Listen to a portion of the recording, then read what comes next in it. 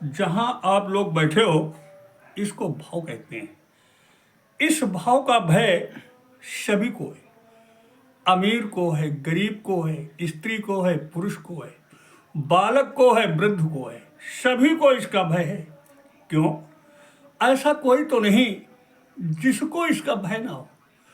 और इसका भय क्यों है? क्योंकि इसमें बहुत बार डूबे हो, बहुत बार डूब करके जाने कितने योनियों में जाकर कितने दुख पाए हो। इसलिए उस दुख की घबराहट से मन दुखी रहता है। जब तक इसे पार करोगे नहीं तब तक भाव का दुख दूर होने वाला नहीं। इसे पार करना ही पड़ेगा। चाहे आज पार कर लो, चाहे इसके लिए 100-200 जन्म लेके पार करो। अगर सुखी होने की इच्छा है, अगर शांत होने की इच्छा है, अगर विश्राम की इच्छा है, तो इस भवसागर को पार करना ही पड़ेगा। अच्छा, तो इसे पार करने के लिए कोई पुल है क्या? अगर कोई पुल हो तो कोई हमें भी बता दो, हम भी उसी से निकल जाएंगे, उसी से हम भी निकल जाएंगे। बोलो, है कोई पुल? आप लोग बताओ। तमाम ग्रंथ पढ़े होंगे, तमाम महापुरुषों की कथाएं सुनी होंगी, नहीं है? अच्छा, तो अगर पुल नहीं है तो किसी ने पूछा इसको कैसे पार करेंगे महाराज, इसको हम कैसे पार करेंगे? तो इस पर विचार किया। किसी ने कहा महाराज कोई नाव है क्या? अगर पुल नहीं है तो कोई नाव है क्या? तो इस पर संतों ने, योगियों ने, तपस्वियों ने, ज्ञानियों ने, विद्वानों ने, महापुरुषों ने चिंतन किया। चिंतन करके सदग्रंथों का संदेशा लाकर हम जैसे मनुष्यों को दिया।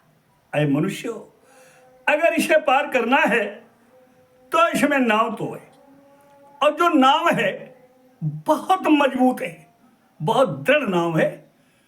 पुल की व्यवस्था तो नहीं है, पर नाव की व्यवस्था इसमें अवश्य है। अगर ये मन रूपी यात्री जो अनादिकाल से शरीरों की यात्रा कर रहा है, अनादिकाल से चल ही रहा है, अभी तक ये सुखी नहीं हुआ, अभी तक इसे पूर्ण विश्राम नहीं मिला। अगर ये विश्राम चाहता है, अगर ये सुख चाहता है, तो इसके लिए दृढ़ नाव में, मजबूत नाव में अगर ये बैठा रहे। किसी ने कहा महाराज वो कौन सी मजबूत नाव है, कौन सी दृढ़ नाव है? तो महापुरुषों ने, विद्वानों ने, योगियों ने, तपस्वियों ने बताया, कथा रूपी नाव में अगर ये मन रूपी यात्री बैठा रहे तो बड़ी आसानी से ये भवसागर को पार कर जाएगा। भवसागर को पार करके भगवान को पा जाएगा। क्यों? भव सागर चाह पारे जो पावा, तो राम कथा तिन कहूँ दृढ़ नावा।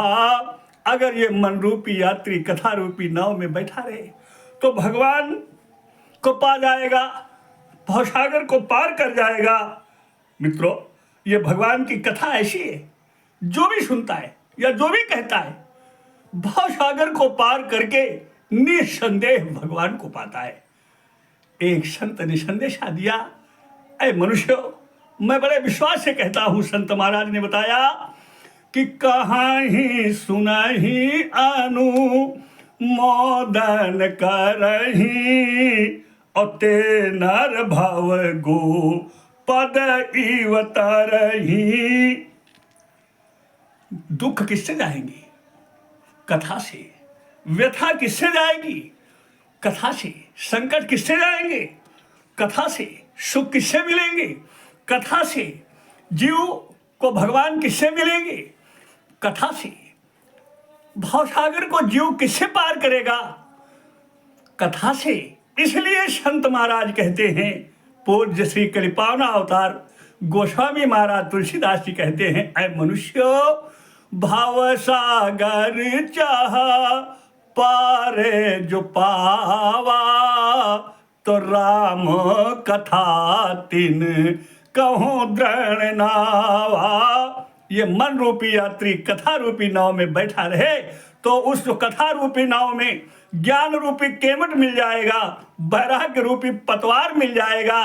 धीरे धीरे वैराग्य रूपी पतवार से ज्ञान रूपी केवट के सहारे भाव को पार करके जीवात्मा परमात्मा से एक हो जाएगा, अखंड सुख पा जाएगा, अखंड विश्राम पा जाएगा, जीवात्मा परमात्मा एक हो जाएगा।